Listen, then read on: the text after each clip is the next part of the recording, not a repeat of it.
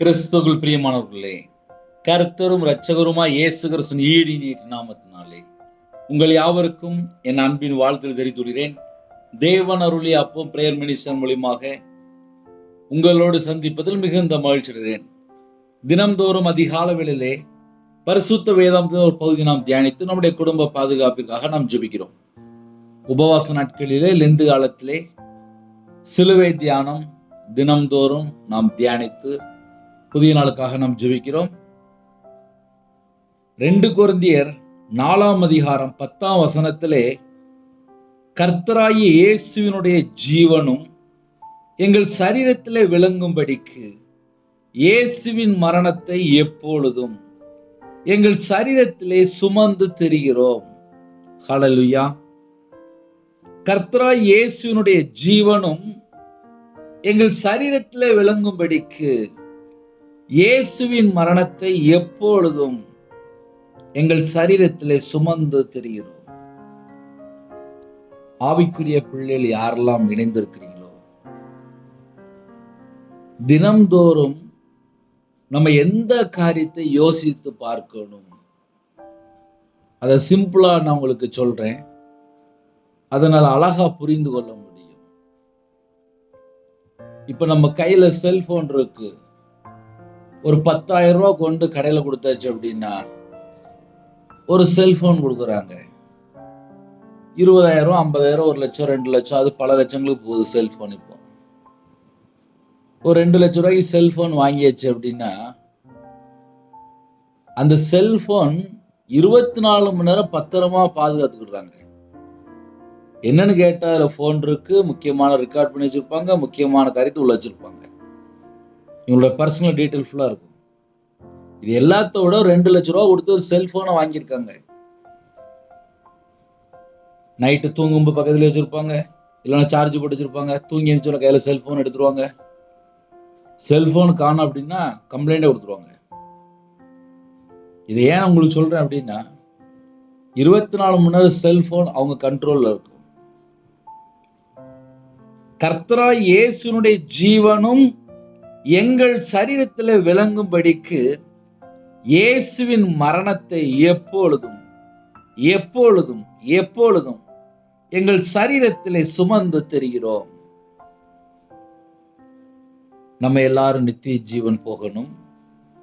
நமக்கு இந்த பூமி சொந்தம் கிடையாது. இந்த உலகம் நமக்கு சொந்தம் கிடையாது.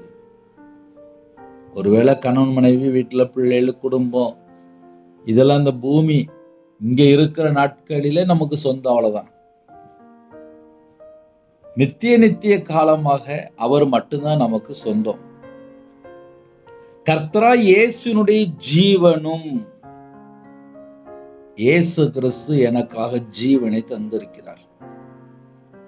அது எத்தனை கோடி ரூபாய் கொடுத்தாலும் கிடைக்காது. நான் என்னைக்கு கையில பைபிள் எடுத்து வாசிக்க ஆரம்பிச்சேனோ, என்னைக்கு ஆவியானவர் எனக்கு சில காரியங்கள் கற்றுக் கொடுக்க ஆரம்பித்தாரோ, பரிசுத்த ஆவியானவர் என் கூட எப்போ பேச ஆரம்பிச்சாரோ, நான் கையில பைபிள் எடுத்து வாசிக்கும் போது எப்போ உணர ஆரம்பிச்சேனோ, எப்போ மனம் திரும்ப ஆரம்பிச்சேனோ, எப்போ தேவனோடு ஒப்புரவாக ஆரம்பிச்சேனோ, என் வாழ்க்கையில நான் எங்கெல்லாம் குறையா இருக்கிறேன், இதெல்லாம் நான் எப்போ வேதத்தின்படி யோசிக்க ஆரம்பிச்சேனோ, அதுதான் மனமாற்றம். ஒரு மனுஷன் நித்திய ஜீவனுக்கு போகணும் அப்படின்னா, இந்த பூமியிலே இயேசு கிறிஸ்துவை ஏற்றுக்கொண்ட பிள்ளைகள் எப்பொழுதும் எப்பொழுதும் இடைவிடாமல் ஜெபிக்கணும். நம்ம கேள்விப்பட்டிருப்போம். எப்பொழுதும் எங்கள் சரீரத்திலே இயேசுவின் மரணத்தை சுமந்து திரிகிறோம். இந்த ஒரு வசனம், ஒரு 2 லைன் தான். கொஞ்சம் கஷ்டப்பட்டாவது மனப்பாடமா படிச்சிருங்க. 24 மணி நேரத்துல இந்த 2 லைன் கண்டிப்பா சொல்லிருங்க. நிறைய வாக்குத்தத்தம் மனப்பாடமா தெரியும், சில முக்கியமான வசனம் மனப்பாடமா தெரியும். கர்த்தராகிய இயேசு கிறிஸ்துவினுடைய ஜீவனும் எங்கள் சரீரத்திலே விளங்கும்படிக்கு எனக்காக இயேசு கிறிஸ்து ஜீவனை தந்திருக்கிறார். நம்ம எல்லாருக்காக ஜீவனை தந்திருக்கிறார். நம்முடைய பாவங்களுக்காக தான் மரித்தார். பாவம் அறியாத அவர் நமக்காக பாவமானார் என்று எழுதப்பட்டிருக்கிறது. பாவம் அறியாத அவரை நமக்காக பாவமாக்கினார். 2 கொரிந்தியர் 5:21. பாவம் அறியாத அவரை நமக்காக பாவமாக்கினார். நமக்காக தானே, நம்மளை மீட்டெடுக்க நமக்காக அவர் ஜீவனை தந்திருக்கிறார். அப்ப அவரே 24 மணி நேரத்துல நம்ம எத்தனை நேரம் யோசித்து பார்த்தாலும் அது நமக்கு ஆசீர்வாதம். ஆசீர்வாதம் அப்படின்னு வந்துட்டு அப்படின்னாலே இயேசு கிறிஸ்து நம்ம கூட இருந்தா மட்டும்தான் ஆசீர்வாதம். 24 மணி நேரம் நம்முடைய வாழ்க்கையிலே இயேசு கிறிஸ்து இருப்பாரானால் ஆசீர்வாதம். ஒரு மனுஷன் அப்படின்னா எதுலயாவது ஒரு இடத்துல குறையா இருக்கும். அது எந்த பகுதினாலும் இருக்கலாம். சில குடும்பத்துல சொல்லிடுவாங்க, பிரதர் எனக்கு ஜெபிக்கவே தெரியல பிரதர், எனக்கு வேதத்தை தியானித்தா எனக்கு புரிய மாட்டேங்குது அப்படிம்பாங்க, தியானிக்க வரல அப்படிம்பாங்க. சில குடும்பத்துல நான் இதுல குறையா இருக்கேன், அதுல குறையா இருக்கேன், அதுல குறையா இருக்கேன் அப்படிம்பாங்க. எல்லாருடைய வாழ்க்கையிலுமே எங்கேயோ ஒரு இடத்துல ஒரு சின்ன குறை இருக்கும். பரிசுத்த ஆவியான வரும்போது, நிறைவான ஆவியான வரும்போது எல்லா குறைகள் எல்லாம் மாறி போகும். அப்ப நம்ம வாழ்க்கையில நிறைவான ஆவியான வரணும். இன்னைக்கு செய்தி என்ன அப்படின்னா, இயேசுவின் மரணத்தை எப்பொழுதும் எங்கள் சரீரத்திலே சுமந்து திரிகிறோம். அப்ப வருஷம் வருஷம் 40 நாள் சிலுவை தியானம் அப்படின்னு வரும்போது எல்லா குடும்பத்திலுமே என்ன பண்றாங்க அப்படின்னா, 40 நாள் கரெக்டா சர்ச்சுக்கு போயிருந்தாங்க, 40 நாள் கறி எடுக்க மாட்டுக்காங்க, 40 நாள் பூ வைக்க மாட்டுக்காங்க, 40 நாள் வீட்டுல எந்த ஒரு ஃபங்க்ஷன் வைக்க மாட்டுக்காங்க. இப்படி நிறைய காரியத்தை தியாகம் பண்ணியிருக்காங்க.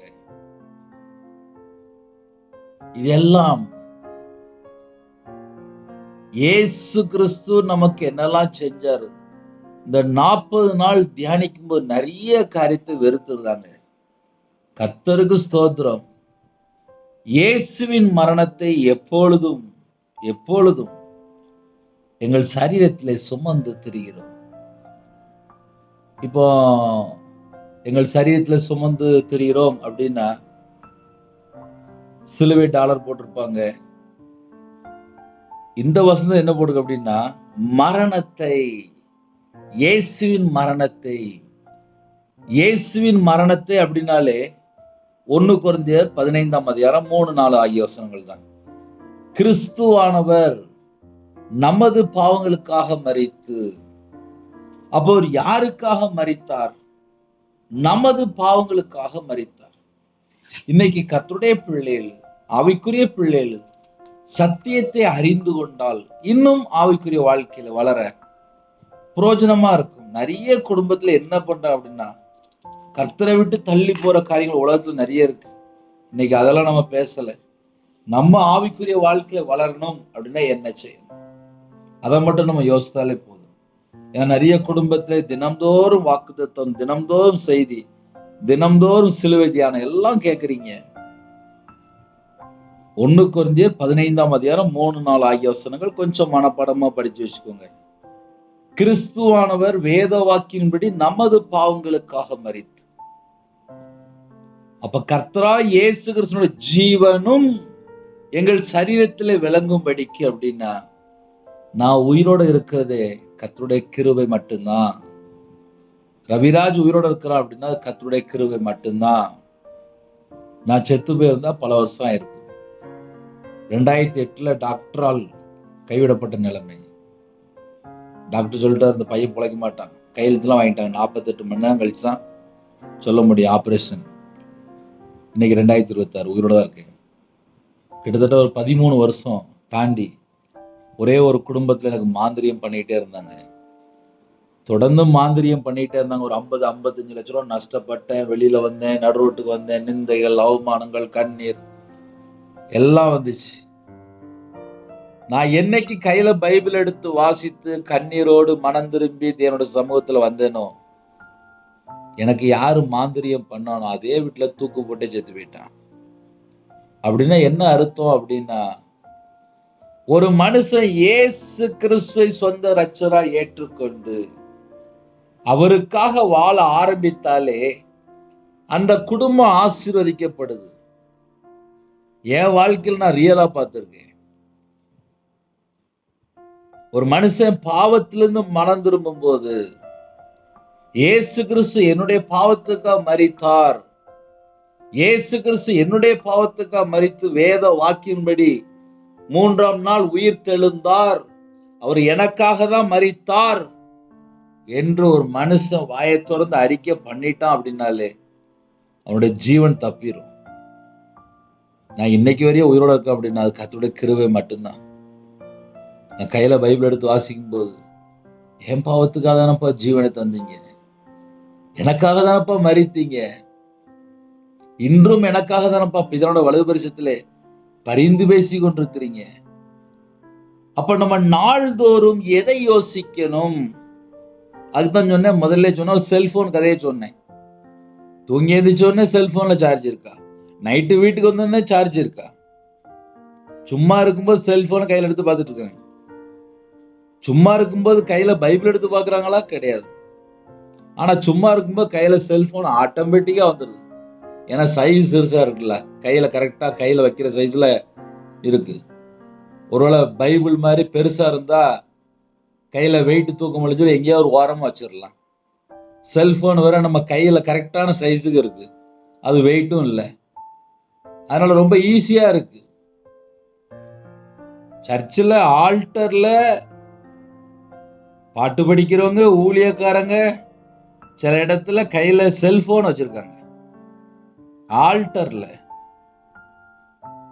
மெசேஜ் கொடுக்கும்போது, பாட்டு படிக்கும்போது கையில செல்போன் வச்சிருக்காங்க. இப்ப அப்படிப்பட்ட காலத்துக்குள்ள போயிட்டோம்.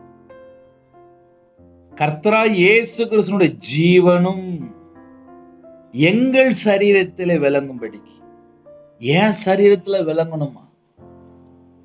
இயேசு கிறிஸ்து எனக்காக மரித்தார், இயேசு கிறிஸ்து எனக்காக மரித்தார், 3ஆம் நாள் உயிர் தெழுந்தார்.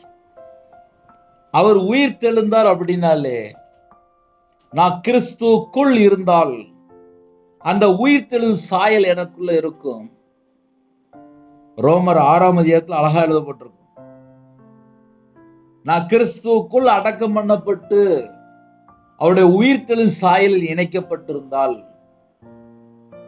எனக்கு இந்த உலகத்துல எது மேலையுமே ஒரு ஆசை வராது. உலகத்துல எது மேலையுமே ஆசை வராது.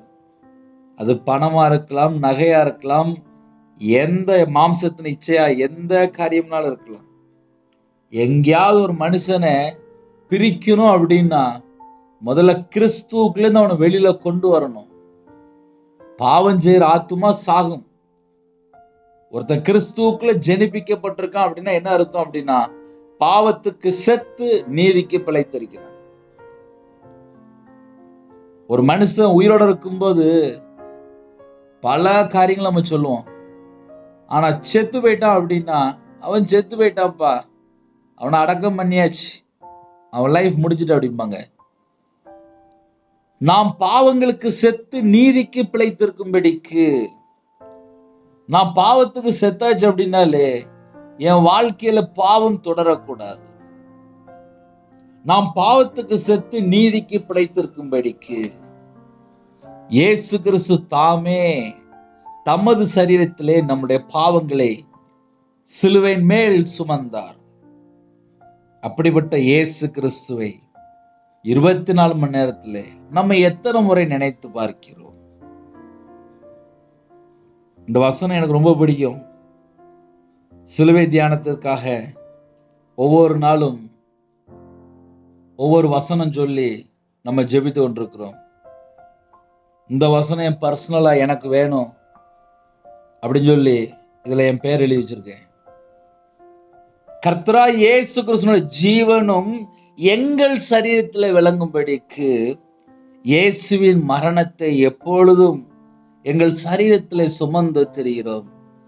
எனக்காக தானே இயேசு கிறிஸ்து அடிக்கப்பட்டார், எனக்காக தானே நொறுக்கப்பட்டார், எனக்காக தானே ஜீவனை தந்தார். அப்ப இயேசு கிறிஸ்துவை ஒரு மனுஷன் 24 மணி நேரத்துல நினைச்சு பார்க்கும்போது அவன் பாவம் செய்ய மாட்டான். அவன் பாவம் செய்ய மாட்டான். கிறிஸ்துவோட அன்புக்குள்ள ஒரு மனுஷன் வந்தாச்சு அப்படின்னா அவன் பாவம் செய்ய மாட்டான். நான் கையில பைபிள் எடுத்து வாசிக்கும் போது ஏகப்பட்ட வசனம் இருக்கு. அந்த வசனத்தை நம்ம தியானிக்கும் போது நம்ம வாழ்க்கையில நம்ம எங்க கர்த்தரை விட்டு தள்ளி போயிருக்கோம். பரலோகத்துக்கு போறதுக்கு இன்னும் நான் எதுலலாம் அடுத்தபுல மாறணும், அடுத்த ஸ்டேஜ் எப்படி போகணும், நான் இன்னும் எப்படி ஆவிக்குரிய வாழ்க்கையில வளரணும், இதை ஒரு மனுஷன் யோசித்தாலே போதும். இன்னைக்கு காலவேளையிலே இந்த 2 லைனை மட்டும் கொஞ்சம் மனப்பாடமா படிங்க. ஒரு பெரிய மெசேஜ் இருக்கு, 1 hour பேசலாம். நம்ம மக்கள் காலவேளையில யாரெல்லாம் இணைந்திருக்கிறீங்களோ, இயேசு கிறிஸ்து நமக்காக தான் ஜீவனை தந்திருக்காரு. நம்ம என்ன செய்றோம் அப்படின்னா நமக்காக வாழ்ந்துட்டு இருக்கோம். ஆனா கிறிஸ்துவுக்குள் ஒரு மனுஷன் ஜெனிப்பிக்கப்பட்டால் அந்த மனுஷனுக்குள்ள சுயம் இருக்கக்கூடாது, நான்கு ஒரு பெருமை இருக்கக்கூடாது. எத்தனையோ பாயிண்ட் சொல்லலாம். மாம்சத்தினுடைய எண்ணங்கள், இந்த அழிந்து போற காரியங்கள், இது எதுவுமே நம்ம வாழ்க்கையில இருக்கக்கூடாது. ரட்சிக்கப்படுகிற நமக்கு அது தேவ பலன். சிலுவை பற்றிய உபதேசம் கெட்டு போறவங்களுக்கு அது பைத்தியம். ஆனா ரட்சிக்கப்படுகிற நமக்கு அது தேவ பலன். இந்த காலவேளையிலே நமக்கு எப்போ தெரியுமா தேவ பலன் கிடைக்கு? இயேசு கிறிஸ்து நமக்காக ஜீவனை தந்திருக்கிறார். நம்முடைய பாவங்களுக்காக அடக்கம் பண்ணப்பட்டு வேத வாக்கின்படி 3ஆம் நாள் உயிர் தெழுந்த இயேசு கிறிஸ்துவை ஆராதிக்கிறோம். அவர் நம்முடைய பாடுகளை ஏற்றுக்கொண்டார், நம்முடைய துக்கங்களை சுமந்தார், நம்முடைய பலவீனங்களை ஏற்றுக்கொண்டு நம்முடைய நோய்களை சுமந்தார், நம்முடைய பாவங்களை சிலுவின் மேல் சுமந்தார். எல்லாவற்றையும் செய்து முடித்து இன்றும் பிதாவுடைய வலது பரிசத்திலே பரிந்து பேசிக் கொண்டிருக்கிறார். சாபத்திலிருந்து மீட்டெடுக்கிறார். மரண பயத்திலிருந்து, அடிமைத்தனத்திலிருந்து நமக்காக அவர் தரித்திரரானார். இந்த பொல்லாத உலகத்திலிருந்து விடுவிக்கும்படி நம்முடைய பாவங்களுக்காக தம்மை தாமே ஒப்பு கொடுத்தார். அவர் நம்மளை மீட்டு எடுக்கணும். நம்மளை மீட்டு எடுக்க தேவன் மாம்சத்தில் வெளிப்பட்டார், மனுஷகுமாரனா வெளிப்பட்டார்.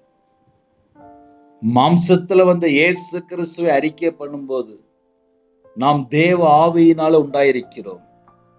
இந்த கடைசி காலத்திலே சிலுவை தியானம் ரொம்ப ரொம்ப முக்கியம். எங்கெல்லாம் சிலுவை தியானம் தியானிக்கிறாங்களோ அவங்களாம் தேவ ஆவியினாலே உண்டாயிருக்கிறாங்க.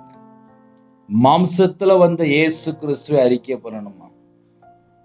இயேசு கிறிஸ்து நமக்காக மரித்தார், நம்முடைய பாவங்களுக்காக மரித்தார், நம்முடைய அக்கிரமங்களுக்காக, நம்முடைய மீறுதலுக்காக, நம்முடைய பலவிதமான பாவங்கள்.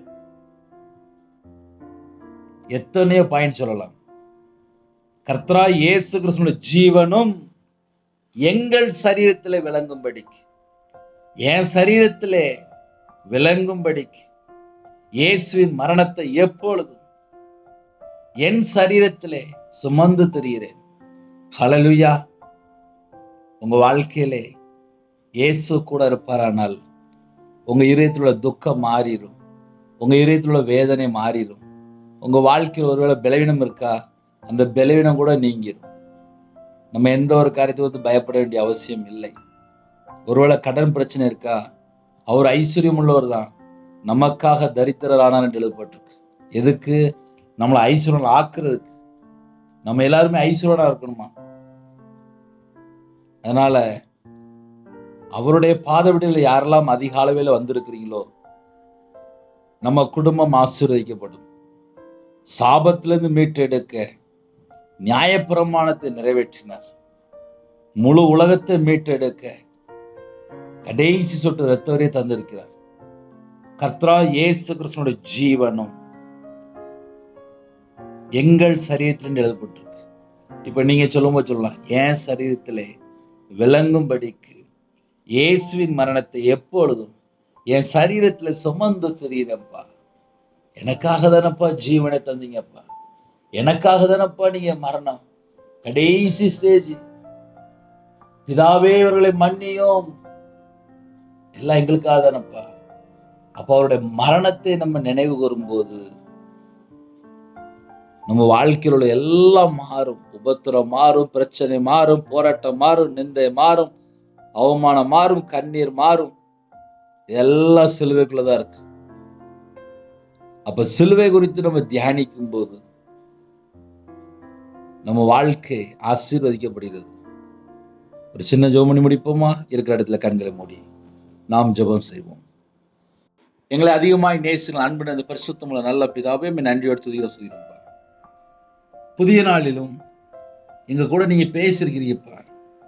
கர்த்தராகிய இயேசு கிறிஸ்துவின் ஜீவனும் எங்கள் சரீரத்தில் விளங்கும்படிக்கு இயேசுவின் மரணத்தை எப்பொழுது எங்கள் சரீரத்தில் சுமந்து தெரிகிறோம்.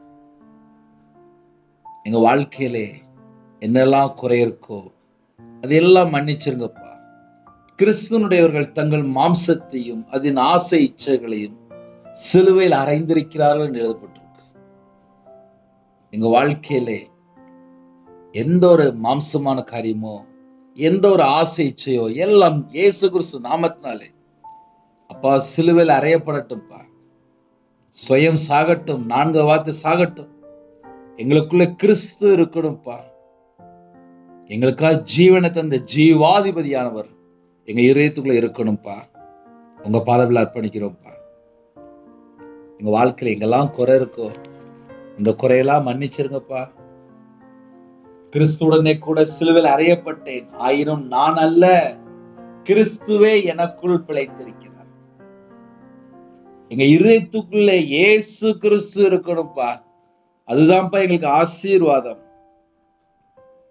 நம்முடைய பழைய மனுஷன் அவருடைய கூட சிலுவையில் அறையப்பட்டது என்று அறிந்திருக்கிறோம். பழைய மனுஷன் சிலுவையில் அறையப்பட்டிருக்குப்பா. நாங்க புது சிருஷ்டியா இருக்கணும், புது சாயலா இருக்கணும். எங்க இதயத்துக்குள்ள நீங்க இருக்கணும்ப்பா. இந்த நாளில் எங்க இதயத்துக்குள்ள வருவீங்களா? எங்க வாழ்க்கையில எங்கெல்லாம் குறை இருக்கோ அந்த குறையெல்லாம் மன்னிச்சிருங்கப்பா. எல்லா குறையெல்லாம் மன்னிச்சிருங்க. நாங்க எங்கெல்லாம் கர்த்தரை விட்டு தள்ளி போயிருக்கோமோ எல்லா குறையும் மன்னிச்சிருங்க.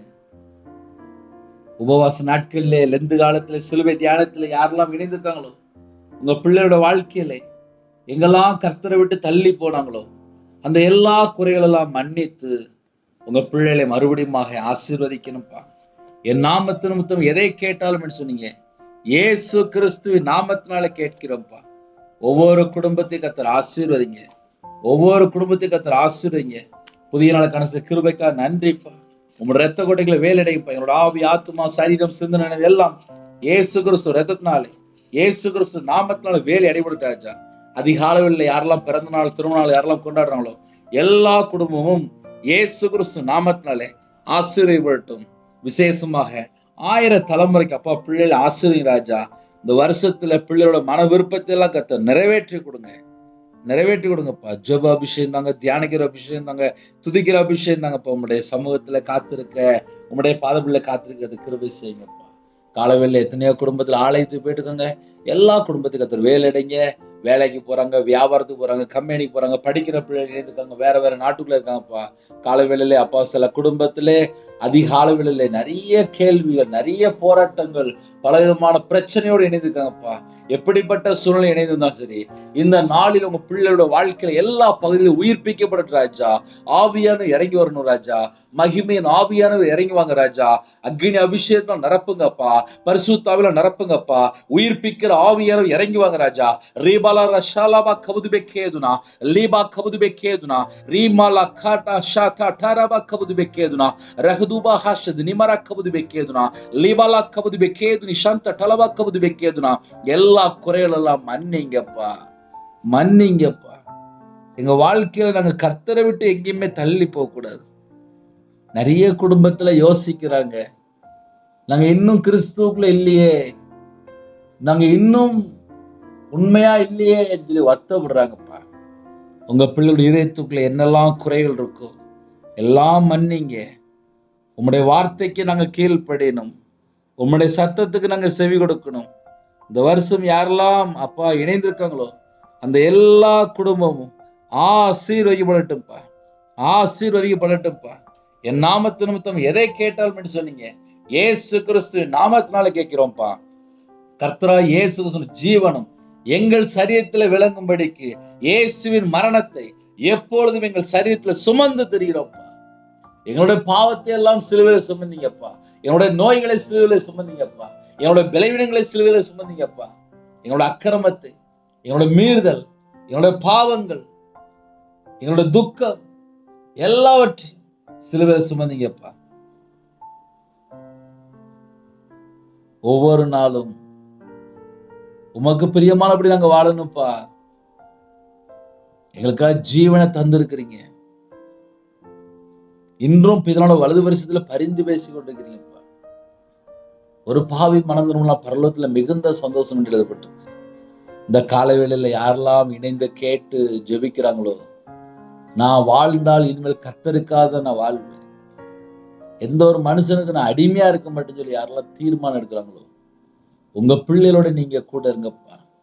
எங்க வாழ்க்கையில நாங்க செல்போனு கூட அடிமையா இருக்கக்கூடாதுப்பா. எந்த ஒரு பாவ காரியத்துக்கு நாங்க அடிமையா இருக்கக்கூடாதுப்பா. 24 மணி நேரம் கர்த்தருக்காக வாழணும்ப்பா. கர்த்தரா இயேசு கிறிஸ்துவின் ஜீவன் எங்கள் சரீரத்துல விளங்கும்படிக்கு இயேசுவின் மரணத்தை எப்பொழுதும் எங்கள் சரீரத்துல சுமந்து திரிகிறோம். எங்கள் சரீரத்துல சுமந்து திரிகிறோம். எங்களுடைய பாவத்தை எல்லாம் சிலுவையில சுமந்தீங்கப்பா. எங்களுடைய தலைமுறை சாபத்தை எல்லாம் சிலுவையில சுமந்தீங்கப்பா. உண்மை நினைவு கூறுகிறோம்ப்பா. இந்த காலவேளையிலே உம்முடைய பாதபடியில் அர்ப்பணிக்கிறோம்ப்பா. என்னுடைய பாடுகள் எல்லாம் ஏற்றுக்கொண்டீங்கப்பா. உண்மை அழைக்கிறோம். ஒவ்வொரு குடும்பத்தையும் கர்த்தர் தொட்டு ஆசீர்வதிங்கப்பா.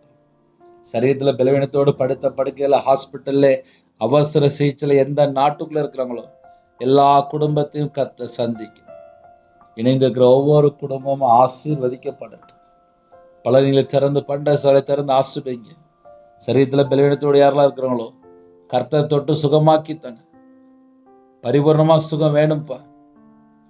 பரிபூர்ணமான சுகம் வேணும்ப்பா. தொட்டு சுகமாக்கித்தாங்க. இந்த நாளிலும் எல்லாரையும் ஆசீர்வதிச்சிருங்கப்பா. எக்ஸாம் எழுதிட்டு இருக்கு பிள்ளைகள், கர்த்தர் கூட இருங்க. எக்ஸாம் எழுதும்போது ஞாபக சக்தி தாங்கப்பா. படித்த பாடமெல்லாம் ஞாபகத்துக்கு வரணும். தேவ கிருபையினால தேவ புத்தினால நிரப்புங்கப்பா. ஒவ்வொரு குடும்பத்தையும் கர்த்தர் தொட்டு ஆசீர்வதிங்க. கற்பத்தின் யஜுபிரம் கர்த்தர் மனம் வருங்க. கற்பத்தின் கனி கர்த்தரால் கிடையாது சுதந்திரம். கர்த்தர் ஆசீர்வதிங்க. மாசமா இருக்க கர்த்தர் ஆசீர்வதிங்க. டெலிவரி போறாங்க கர்த்தர் கூட இருங்க. திருமண தேவைக்கு ஜெபிக்கிறோம். எல்லா தடையெல்லாம் நீக்கி ஆசீர்வதிங்க. சிறுபிள்ளை முதல் கொண்டு முதியோர் வரை எல்லா குடும்பத்துக்கு கர்த்தர் வேலை அடைங்க. எத்தனையோ தேசத்துக்குள்ள இணைந்திருக்காங்கப்பா. எல்லாரையும் உங்களுடைய ஜீவனுக்கு அர்ப்பணிக்கணும். குறைகள் குற்றங்கள் எல்லாவற்றையும் மன்னித்து கர்த்தர் எல்லா குடும்பத்தையும் ஆசீர்வதிக்கணும். சிறுபிள்ளை முதல் கொண்டு முதியோர் வரை ஆசீர்வதிங்க, ஆசீர்வதிங்க, ஆசீர்வதிங்க. வேற வேற தேசத்துக்குள்ள இணைந்திருக்காங்கப்பா. யாரெல்லாம் தங்களை தாழ்த்துறாங்களோ எல்லா குடும்பமும் இயேசு கிறிஸ்து நாமத்தில் ஆசீர்வதிக்கப்படட்டும். இன்னைக்குள்ள தேவைகள் எல்லாவற்றையும் சந்திச்சிருங்க. இந்த நாள் முழுதும் உமக்கு பிரியமானபடி நாங்க வாழணும். எங்க கூட நீங்க வாங்க. எல்லா குடும்பமும் பரிபூர்ணமா ஆசீர்வதிக்கப்படட்டும். வேற வேற தேசத்துக்குள்ள யுத்தம் நடக்குப்பா.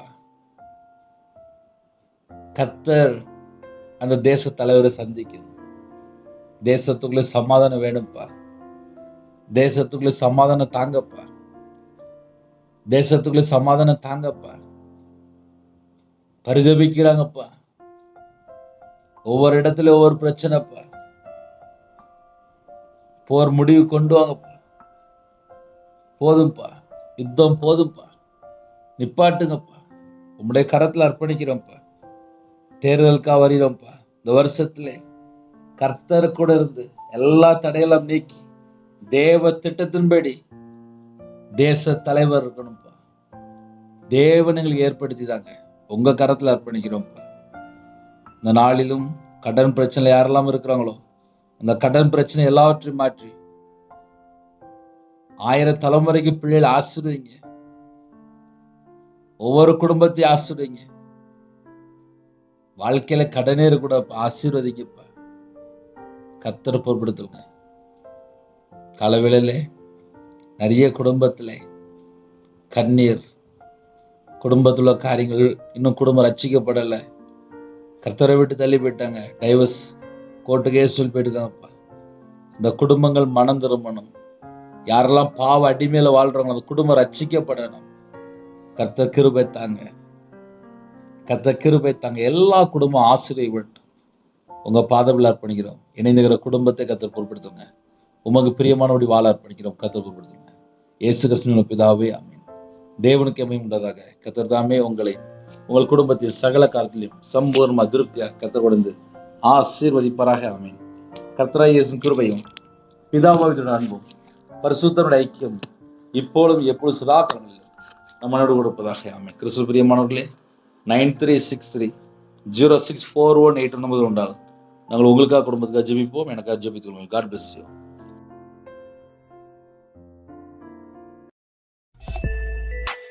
Thanks for watching. Please subscribe our channel. Click the like and share. Click the bell. God bless you.